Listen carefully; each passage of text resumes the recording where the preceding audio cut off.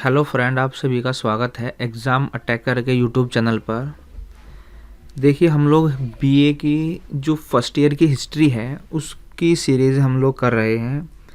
तो हम लोग 8 चैप्टर कर चुके हैं अभी तक। इससे पहले ही जो वीडियो आई थी उसमें हमने 600 ईसा पूर्व में भारत में देखे जो धार्मिक आंदोलन हुए थे उनके पीछे क्या कारण रहे और जैन धर्म और बौद्ध धर्म की उत्पत्ति के कारण, इसके बारे में हमने बात की थी। अब हम लोग इस वीडियो के अंदर जैन धर्म के बारे में पढ़ेंगे। यदि आपने इससे पहले वाली वीडियोस नहीं देखी है तो आप लोग उन वीडियोस को भी देख सकते हैं। तो चलिए वीडियो शुरू करते हैं। आज की इस वीडियो में हम लोग महावीर स्वामी के जीवन और उनकी शिक्षाओं के बारे में बात करेंगे। देखिए, इस तरह से क्वेश्चन आपके एग्ज़ाम में पूछा जाता है। 4 तरीके से क्वेश्चन पूछा जा सकता है। जैसे महावीर स्वामी के जीवन उनकी शिक्षाओं का संक्षिप्त वर्णन कीजिए, या वर्धमान महावीर के जीवन शिक्षाओं का संक्षेप में विवरण कीजिए। जैन धर्म का वास्तविक संस्थापक कौन था, उसके जीवन चरित्र तथा शिक्षाओं पर प्रकाश डालिए। या जैन धर्म के प्रमुख उपदेशों का विस्तार पूर्वक वर्णन कीजिए। किसी भी तरह से आपसे घुमा फिरा कर क्वेश्चन पूछा जा सकता है।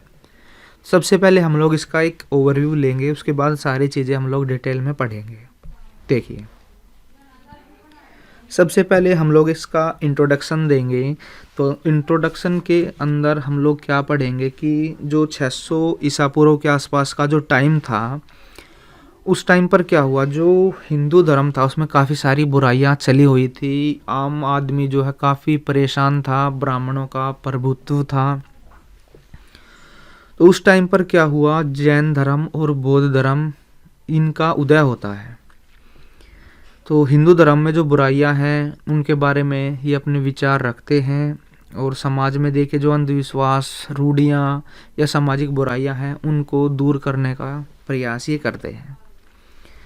तो उस टाइम पर देखिए 2 धर्म का उदय होता है, जैन धर्म का और बौद्ध धर्म का। तो जैन धर्म के संस्थापक महावीर स्वामी हुए हैं और बौद्ध धर्म के महात्मा बुद्ध। दोनों धर्मों में देखिए कौन सा पुराना है इसके बारे में मतभेद है, किसी को नहीं पता है कि कौन सा पुराना है, पर यह बात जरूर है कि दोनों जो हैं एक दूसरे के समकालीन थे। और दोनों ने क्या किया, जो भी हिंदू धर्म में या समाज में जो बुराइयां हैं उनका क्या किया, खंडन किया। और देखिए इंट्रोडक्शन में जैन धर्म के अंदर देखिए जो इनके जो गुरु होते हैं उनको हम लोग क्या कहते हैं, तीर्थंकर कहते हैं। और जैन धर्म में 24 तीर्थंकर हुए हैं। 24वें थे महावीर स्वामी, इनसे पहले 23 हुए हैं। तो संस्थापक जो थे जैन धर्म के वो थे ऋषभ देव, ये थे पहले। इसके बाद देखिए 23वें की हम बात करते हैं तो 23वें थे पार्श्वनाथ, और 24वें थे महावीर स्वामी। 24वें महावीर स्वामी थे और इनको हम लोग वास्तविक संस्थापक भी बोलते हैं। इसके बाद देखिए हम लोग क्या क्या चीज़ें पढ़ेंगे। महावीर स्वामी का जीवन हम लोग पढ़ेंगे। जीवन में देखिए इनका जन्म और इनके माता पिता के बारे में। तो इनका जन्म देखिए 599 ईसा पूर्व में वैशाली के पास में कुंडग्राम में होता है, जो कि आज के टाइम पर बिहार का जो मुजफ्फरपुर जिले के आसपास का क्षेत्र है वहाँ पर था। इनके पिता का नाम सिद्धार्थ था और माँ का नाम था त्रिशला।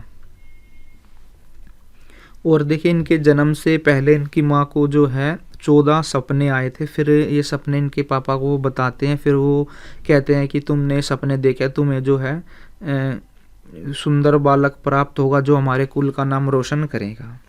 इसके बाद आगे देखिए इनके वैवाहिक जीवन के बारे में हम लोग पढ़ेंगे कि अब राजा के घर में इनका जन्म होता है, तो इनका जो जीवन है वो काफ़ी आनंद और सुखमय जीवन इनका रहा है।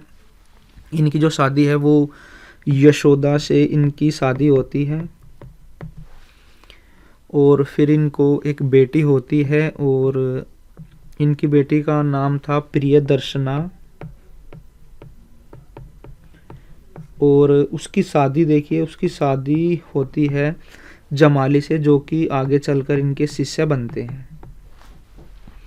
इसके बाद देखिए हम लोग गृह त्याग के बारे में पढ़ेंगे कि इन्होंने गृह त्याग कब किया था। 30 साल की उम्र में जो है इन्होंने गृह त्याग किया था, और इनके भाई थे, बड़े भाई नंदी वर्धन, उनको जो है राजपाट सौंप करके इन्होंने गृह त्याग किया था। और फिर ये लगभग 13 साल तक जो है इन्होंने कठोर तपस्या करी थी। जो कपड़े घर से पहन कर निकले थे वो बिल्कुल जर्जर होकर के फट गए थे, इनके शरीर से अलग हो गए थे। इनके शरीर पर देखिए कीटाणु भी चलने लग गए थे, परंतु ये जो है अपने ध्यान में मगन रहते थे। लोग जो है इनको डंडों से भी पीट देते थे, फिर भी ये लोगों को कुछ नहीं कहते थे।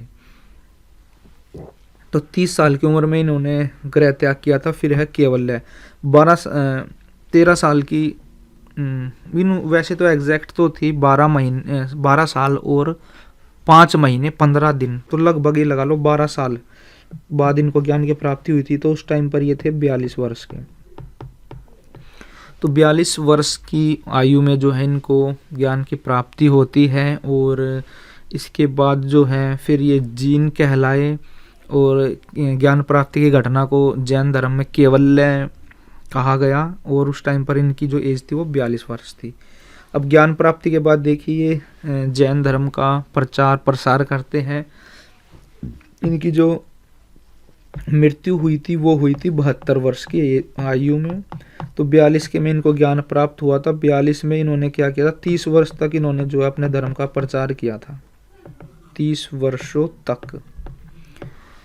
तो इन्होंने क्या किया था कि जो बुराइयां थी समाज में उनके ऊपर जो है अपने विचार रखे थे, और सभी लोगों को जो है बराबर ये मानते थे। जाति धर्म का इसमें कोई स्थान नहीं था। और फिर देखिए इनकी जो मृत्यु है वो 72 साल की आयु में इनकी डेथ होती है। और पटना के पास जो राजगृह है वहाँ पर जो है इनकी मृत्यु होती है। तो ये तो हम लोगों ने पढ़ा इनके जीवन के बारे में। इसके बाद देखिए जैन धर्म के जो सिद्धांत हैं उनके बारे में हम लोग पढ़ेंगे। सिद्धांत में देखिए विधानात्मक सिद्धांत है और निषेधात्मक सिद्धांत है। विधान का मतलब है जो काम हमें करने हैं, निषेध में जिन कामों की या जिन कर्मों की मनाही है जैन धर्म में, उनके बारे में हम लोग पढ़ेंगे। तो विधान में देखिए क्या क्या चीज़ें जो हैं जैन धर्म में अपनाई जाती हैं। सबसे पहले त्रिरत्न। त्रिरत्न को ही हम लोग क्या कह सकते हैं, 3 उपदेश दिए थे इन्होंने, महावीर स्वामी ने। तो उनके बारे में जो बातें हैं उनको हम लोग कहते हैं तीनों को त्रिरत्न। 3 चीज़ें बताई थी इन्होंने भाई, सत्य विश्वास, सत्य ज्ञान और सत्य कार्य। सत्य विश्वास का मतलब है कि जो जैन तीर्थंकर हुए हैं उनके ऊपर लोगों को विश्वास करना है। जो भी जैन धर्म को मानेगा वो इन तीर्थंकों पर विश्वास करेगा। सत्य ज्ञान का मतलब है लोगों को क्या चीज़ सत्य है, क्या चीज़ सही है, क्या गलत है, उसका ज्ञान होना चाहिए। और सत्य कार्य का मतलब है भाई कर्म। कर्म का लोगों को पता होना चाहिए कि ये अच्छा कर्म है, ये बुरा कर्म है। इसके बाद देखिए अहिंसा में विश्वास।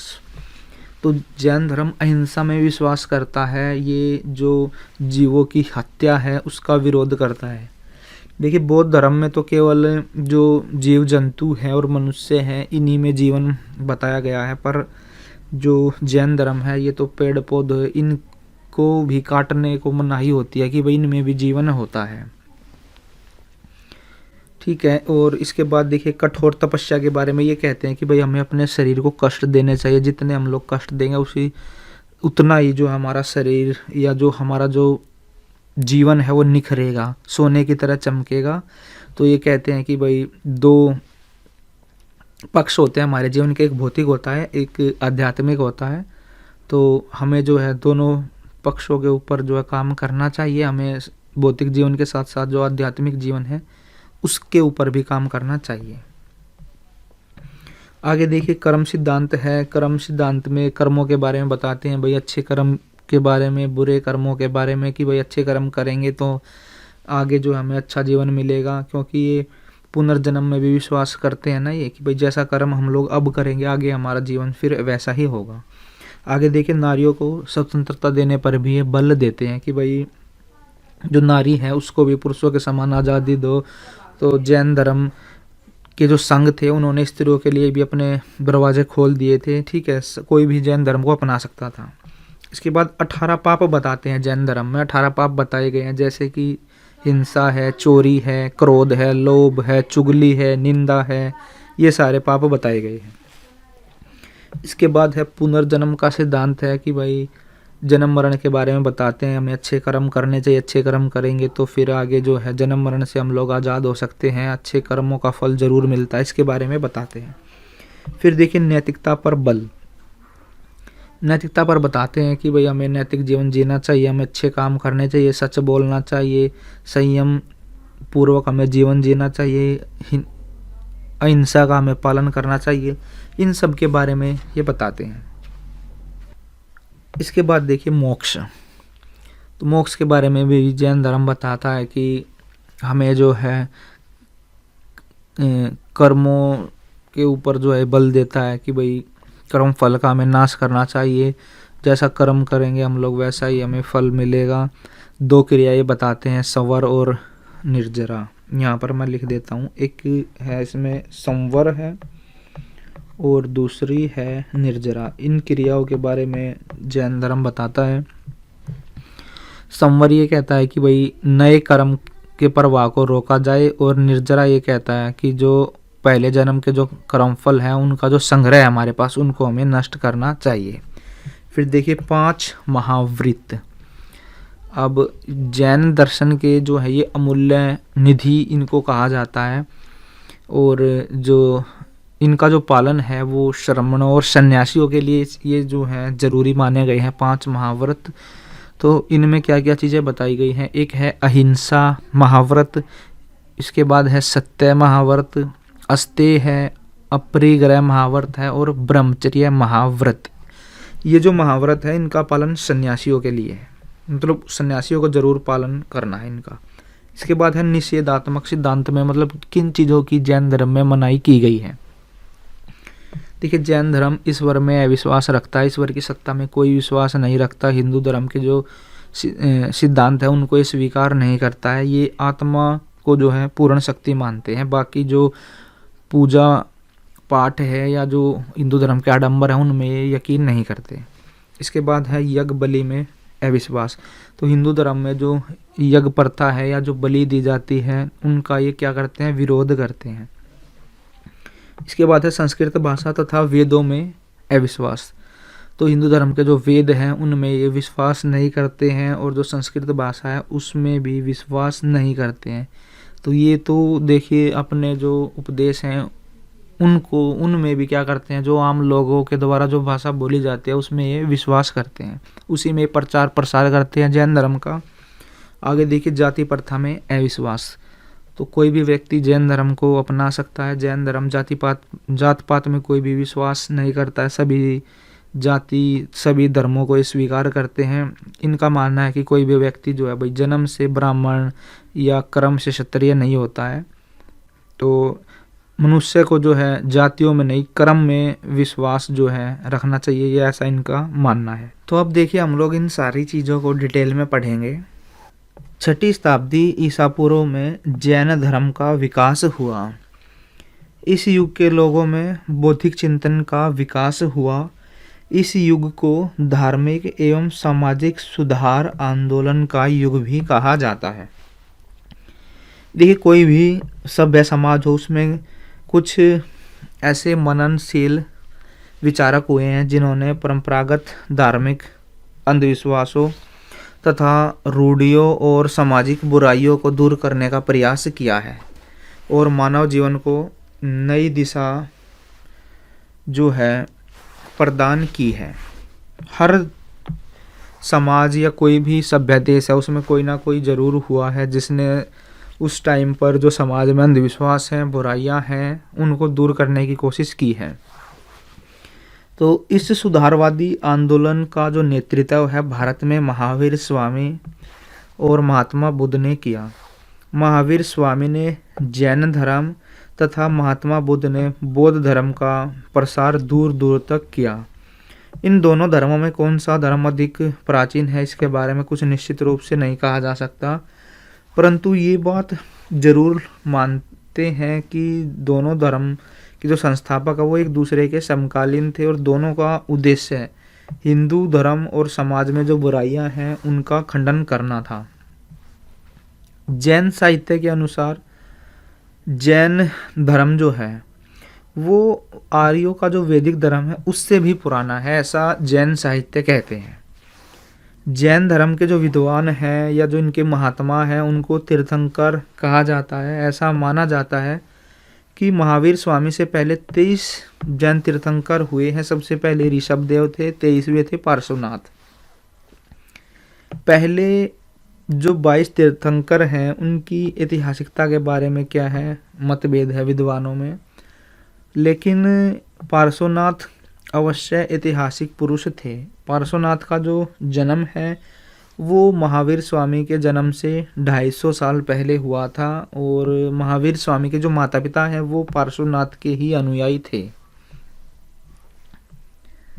अब हम लोग महावीर स्वामी के जीवन के बारे में पढ़ते हैं। सबसे पहले हम लोग इनके जन्म और माता पिता के बारे में पढ़ते हैं। तो जैन धर्म के 24वें तीर्थंकर थे और आखिरी भी थे, 24वें और आखिरी थे। इन्होंने जैन धर्म को संगठित तथा व्यवस्थित रूप देने का श्रेय जो है इनको महावीर स्वामी को ही प्राप्त है। जैन धर्म के वास्तविक संस्थापक इनको माना जाता है। इनका जो बचपन का नाम था वो वर्धमान था। बाद में जैन धर्म में जब देखे इनको मतलब ज्ञान की प्राप्ति के बाद फिर ये महावीर और जिन कहलाए केवल्य या ज्ञान की प्राप्ति के बाद में। इनका जन्म 599 ईसा पूर्व में वैशाली के निकट कुंडग्राम में हुआ था, जो कि आज के समय में बिहार का जो मुजफ्फरपुर जिला है उसके आसपास का क्षेत्र था। इनके पिता का नाम सिद्धार्थ था, क्षत्रिय वंश के थे इनके पिता। इनकी माता का नाम त्रिशला था, लिच्छवी वंश के राजा चेटक की ये बहन थी। ऐसा माना जाता है कि वर्धमान के जन्म से पहले इनकी माता को 14 सपने आए थे और अगली सुबह जब इन्होंने अपने पति को ये सपने सुनाए तो सिद्धार्थ ने कहा, तुमने कीर्तिमान सपने देखे हैं, तुम्हें एक सुंदर बालक पैदा होगा जो हमारे वंश का दीपक, हमारे वंश का वृक्ष, हमारे वंश को आनंद और यश देने वाला होगा। कल्प सूत्र के अनुसार वर्धमान के जन्म पर बड़ी खुशियां मनाई गई। इसके बाद देखिए वैवाहिक जीवन। तो राजकुल में इनका जन्म हुआ था, इसके कारण इनका जो प्रारंभिक जीवन है वो अत्यंत आनंद और सुख में व्यतीत हुआ। बड़े होने के बाद इनकी शादी हुई यशोदा से और फिर इनके घर में एक कन्या ने जन्म लिया जिसका नाम प्रियदर्शना या अनोजा रखा गया। युवावस्था में इस कन्या का विवाह जमाली से हुआ जो बाद में महावीर स्वामी के अनुयायी बने बाद में। इसके बाद देखिए गृह त्याग। 30 साल की उम्र में इन्होंने गृह त्याग किया जब सांसारिक जीवन से इनको शांति नहीं मिली उसके बाद में। अतः अपने माता पिता की मृत्यु के बाद अपने बड़े भाई नंदीवर्धन से आज्ञा लेकर के 30 साल की उम्र में इन्होंने गृह त्याग किया। इसके बाद ये सन्यासी बन गए। 12 साल तक इन्होंने कठोर तपस्या करी। इनको बहुत सारे कष्ट इन्होंने उठाए। आचारांग सूत्र के अनुसार वर्धमान ने भिक्षु बनते समय जो कपड़े इन्होंने पहने थे 13 महीने तक वे क्या हुए, बिल्कुल जर्जर हो गए, फट गए, शरीर से अलग हो गए फटकर, यहाँ तक कि उनके नग्न शरीर पर अनेक प्रकार के कीट कीटाणु चढ़ने लगे, उनको काटने लगे। परंतु वर्धमान ने इन सब की कोई परवाह नहीं करी। वे ध्यान में मगन रहते कर इधर उधर घूमते थे। लोग इनको डंडों से भी पीट देते थे, फिर भी ये चुप रहते थे, शांत रहते थे। इन्होंने अपने शरीर के जख्मों को ठीक करने के लिए औषधि तक का भी इन्होंने प्रयोग नहीं किया। इसके बाद देखिए केवल्य या ज्ञान की प्राप्ति। इस प्रकार वर्धमान अपार धीरज के साथ अपनी तपस्या देखिए 12 साल 5 महीने और 15 दिन तक ही अपनी तपस्या में लीन रहे। 13वें साल में वैशाखी की 10वीं के दिन इनको केवल्य ज्ञान की प्राप्ति हुई। जैनियों के अनुसार उन्हें मनुष्य, देवता, जन्म मरण, इस संसार तथा अगले संसार का ज्ञान प्राप्त हो गया। इंद्रियों पर इन्होंने क्या किया, जीत पाली। वे अब जिन या महावीर के नाम से पुकारे जाने लगे, बंधनहीन हो गए, निर्ग्रंथ माने जाने लगे। इस समय उनकी जो आयु थी वो 42 साल थी। 30 साल में गृह त्याग किया, 42 साल में इनको ज्ञान की प्राप्ति हुई। इसके बाद देखिए धर्म प्रचार। ज्ञान की प्राप्ति के बाद आगे जो 30 साल तक ये जिंदा रहे, 72 साल में इनकी मृत्यु होती है, तो आगामी 30 साल तक इन्होंने क्या किया, अपने जो ज्ञान है उसका इन्होंने प्रचार प्रसार किया। उनके धर्म प्रचार के मार्ग में बहुत सारी कठिनाइयाँ आई, इन्होंने फिर भी जो है प्रयत्न में लगे रहे। दुष्ट, अनपढ़, असभ्य, रूढ़िवादी लोग जो इनका विरोध करते थे, परंतु उनके दिल को अपने उच्च चरित्र, मधुरवाणी से जीत लेते थे। कभी भी उन्होंने अपने विरोधियों से बैर भाव नहीं रखा। जन साधारण लोग जो है उनसे काफ़ी प्रभावित हुए। उन्होंने काशी, कौशल, मगध, अंग, मिथिला, वज्जी आदि प्रदेशों में पैदल घूमकर अपने उपदेशों का प्रचार किया। जैन साहित्यों के अनुसार बिंबिसार तथा उनके पुत्र अजात शत्रु महावीर स्वामी के अनुयायी बन गए। जो मगध साम्राज्य के जो शासक थे वे देखिए इनके अनुयायी बन गए। और अजात शत्रु की जो पुत्री चंदना थी वो इनकी पहली भिक्षुणी भी बनी थी। इसके अलावा महावीर स्वामी की सत्यवाणी तथा जीवन के सरल मार्ग से प्रभावित होकर सैकड़ों लोग उनके अनुयायी बनने लगे। राजा महाराजा, वेश्या व्यापारी तथा जन साधारण लोग उनके सिद्धांतों का अनुसरण करने लगे और धीरे धीरे उनके अनुयायियों की संख्या काफ़ी बढ़ गई। इसके बाद देखिए महावीर स्वामी की मृत्यु। 30 साल तक अपने उपदेशों का प्रसार प्रचार करने के बाद 527 ईसा पूर्व में आज के समय में जो पटना के पास पावा है, उस टाइम पर राजगृह था, वहाँ पर इनका देहांत होता है 72 साल की आयु में। उनकी मृत्यु के बाद भी उनका जो धर्म है वो फलता फूलता रहा और आज भी ये विद्यमान है। इसके बाद हम लोग जैन धर्म के सिद्धांतों के बारे में पढ़ते हैं। महावीर स्वामी के उपदेशों में कोई गूढ़ दर्शन नहीं था। उनका उद्देश्य केवल धर्म समाज का सुधार करना था। उनसे पहले 23वें तीर्थंकर पार्श्वनाथ ने भी लोगों को शुद्ध जीवन जीने के उपदेश दिए थे। स्वामी जी ने शुद्ध जीवन के साथ साथ शरीर को कष्ट देने पर भी उन्होंने जोर दिया और उनकी जो शिक्षाएं हैं उनको हम लोग 2 भागों में बांट सकते हैं। एक है विधानात्मक और दूसरा है निषेधात्मक। विधानात्मक में वे चीज़ें हैं जो माननी पड़ती है इस धर्म को स्वीकार करने के बाद, और निषेध में है जिन चीज़ों की मनाही की गई है। सबसे पहले हम लोग विधानात्मक सिद्धांत के बारे में पढ़ते हैं। देखिए इसमें पहला है त्रिरत्न। महावीर स्वामी ने लोगों को पहला उपदेश यह दिया कि मनुष्य को मोक्ष प्राप्ति या आत्मा की मुक्ति के लिए 3 रत्न या 3 उपदेशों पर चलना चाहिए। ये कौन कौन से उपदेश हैं? सत्य विश्वास, सत्य ज्ञान तथा सत्य कार्य। इनको जैन धर्म में त्रिरत्न कहा जाता है। सत्य विश्वास के अनुसार मनुष्य को धर्म तथा जैन धर्म के 24 तीर्थंकरों में विश्वास होना चाहिए। दूसरे रत्न के अनुसार मनुष्य को सत्य का ज्ञान होना चाहिए। उसे बेकार के आडंबर या अधार्मिक विषयों पर समय बेकार नहीं करना चाहिए। तीसरे रत्न सत्य कर्म के अनुसार मनुष्य को सत्य, अहिंसा तथा ब्रह्मचर्य का पालन करना चाहिए और उसको शुद्ध कर्म करने चाहिए। इसके बाद है अहिंसा में विश्वास। जैन धर्म जो है वो अहिंसा में विश्वास रखता है। अहिंसा जो है इनका मुख्य सिद्धांत है। इसका अर्थ है जीव हत्या का विरोध। इस उपदेश प्रचार में वे महात्मा बुद्ध से भी अधिक आगे चले गए। महात्मा बुद्ध ने तो केवल मनुष्य पशु हत्या की मनाही की थी, परंतु महावीर स्वामी वृक्षों, पौधों, जड़धारी वस्तुओं को कष्ट देना भी पाप समझते थे। उनके अनुसार जो मनुष्य मांस, मदिरा का सेवन करते हैं वे चाहे कितना भी स्नान कर ले या नमक आदि वस्तुओं का त्याग कर दे, फिर भी उन्हें कभी भी मोक्ष की प्राप्ति नहीं हो सकती। इसके बाद है कठोर तप।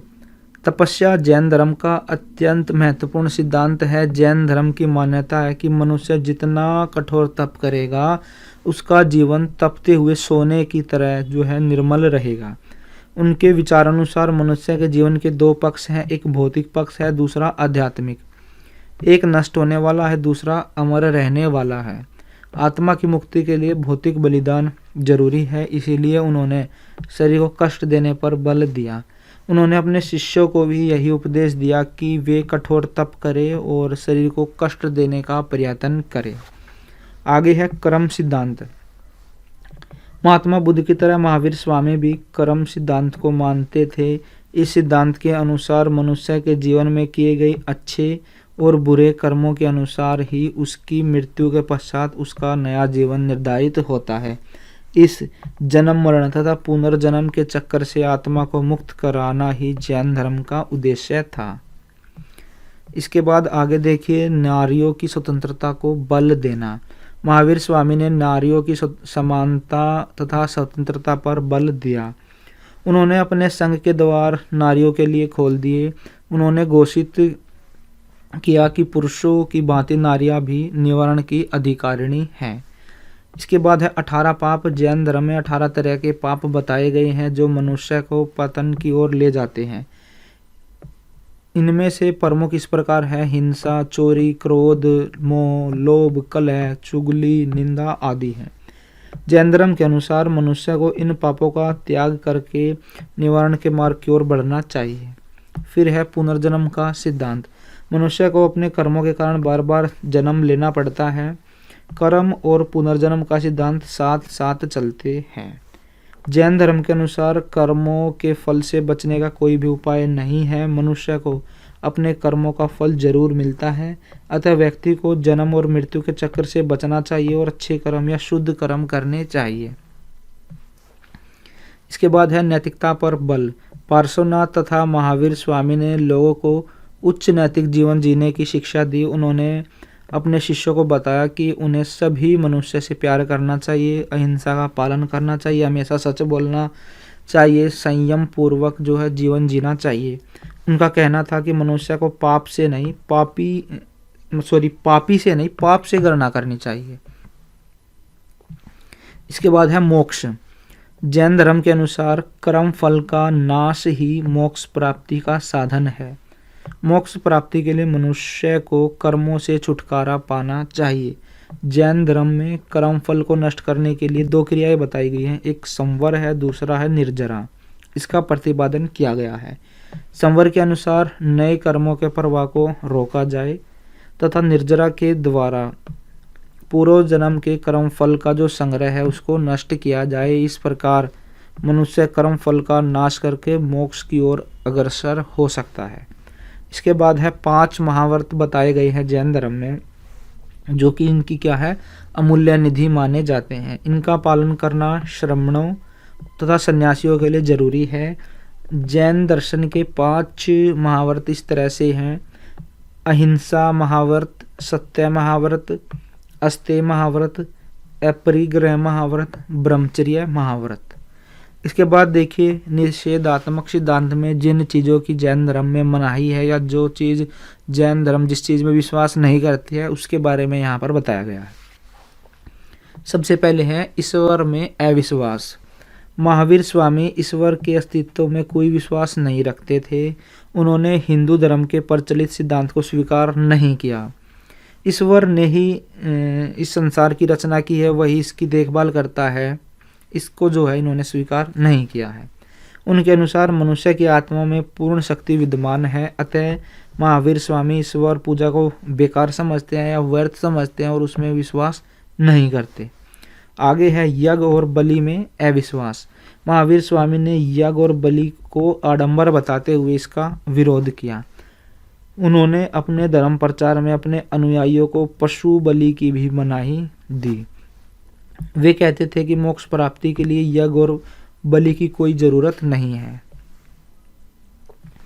इसके बाद है संस्कृत भाषा और वेदों में अविश्वास।